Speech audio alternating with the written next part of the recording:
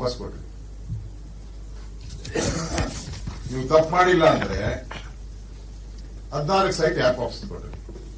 ಇನ್ನೊಂದು ಹೇಳ್ತಾರೆ, ಯಾರನ್ನಾದ್ರೂ ಏಕವಚನದಲ್ಲಿ ಬೈದು ಬಿಡೋದು, ಅನ್ನೋದು, ಹೊಡಿಯಕ್ ಹೋಗೋದು. ದಿನನಿತ್ಯ ಟಿವಿಯಲ್ಲಿ ಅದೇ ನೋಡ್ತಾ ಇದ್ವಿ, ಹೊಡಿಯೋದು. ಅವ್ನು ಯಾರು ಅಲ್ಲಿ ಹಿಂದೆ 40% ಅಂತ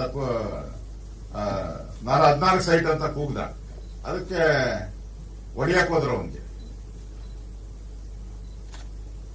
ಏಕವಚನದಲ್ಲಿ ಪ್ರಯೋಗ ಕೇಳಿದ್ರೆ ನಾನು ಹಳ್ಳಿಯಿಂದ ಬಂದವನು ಸಬೂಬು.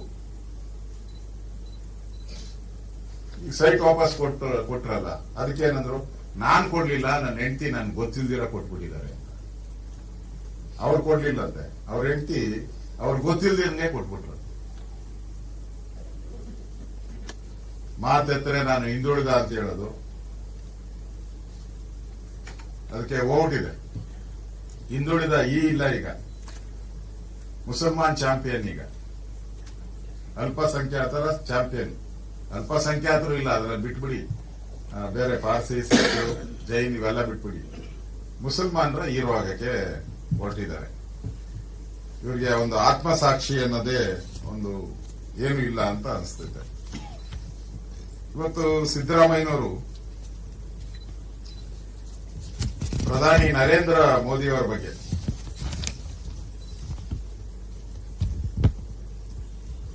ಮಾತಾಡಿದ್ದಾರೆ. ಅವ್ರ ಮೇಲೆ ಕೇಸ್ ಹಾಕ್ತೀನಿ ಅಂತಾನೆ ಏನೋ ಹೇಳಿರ್ಬೇಕು ಅಲ್ಲ,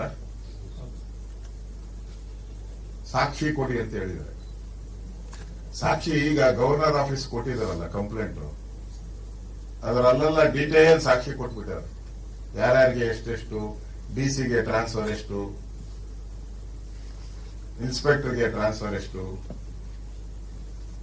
ವಾರಕ್ಕೆ ಎಷ್ಟು ಕಲೆಕ್ಟ್ ಮಾಡಬೇಕು, ತಿಂಗಳಿಗೆ ಎಷ್ಟು ಕಲೆಕ್ಟ್ ಮಾಡಬೇಕು, ವರ್ಷಕ್ಕೆ ಎಷ್ಟು ಕಲೆಕ್ಟ್, ಇದೇ 700 ಕೋಟಿ. ಇವತ್ತು ಇಷ್ಟೆಲ್ಲ ಕೊಟ್ರು ನಿಮ್ಗೆ ಆ ತರ ತಪ್ಪು ಮಾಡೇ ಇಲ್ಲ ಅಂತ ಇವತ್ತು ಹೇಳ್ತಾ ಇದ್ದಾರಲ್ಲ, ಪ್ರಧಾನಮಂತ್ರಿ ಮೇಲೆ ಆಪಾದನೆ ಮಾಡ್ತಾ ಇದ್ದಾರೆ. ಅವ್ನ ಯಾಕೆ ಬಿಟ್ಟಿದ್ದೀರಾ? ಕಂಪ್ಲೇಂಟ್ ಕೊಟ್ಟವನ್ಗೆ ಅವನ ಮೇಲೆ ಒಂದು ಕೇಸ್ ಹಾಕಿ ಹೆಂಗೆ SIT ಮಾಡಿದಿರಲ್ಲ, ಅವನ ಮೇಲೆ ಒಂದು SIT ಮಾಡಿ. ಯಾರು ಕಂಪ್ಲೇಂಟ್ ರಾಜಭವನ್ ಕೊಟ್ಟಿದ್ದಾನೋ ಅವನ ಮೇಲೆ ಒಂದು SIT ಮಾಡಿ. ಆ ಎಕ್ಸೈಸ್ ಅಸೋಸಿಯೇಷನ್ ಅವರು ಮಾಧ್ಯಮದ ಮುಂದೆ ಆಪಾದನೆ ಮಾಡಿದ್ದಾರೆ. ಅತಿಯಾದಂತ ಲೂಟಿ, ಅದ್ರ ಮೇಲೆ ಒಂದು SIT ಮಾಡಿ. ರಾಜಭವನ್ ಕೊಟ್ಟಿರೋದ್ರ ಮೇಲೆ ಒಂದು SIT, ಈ ಅಬ್ಕಾರಿ ಮಾಲೀಕರ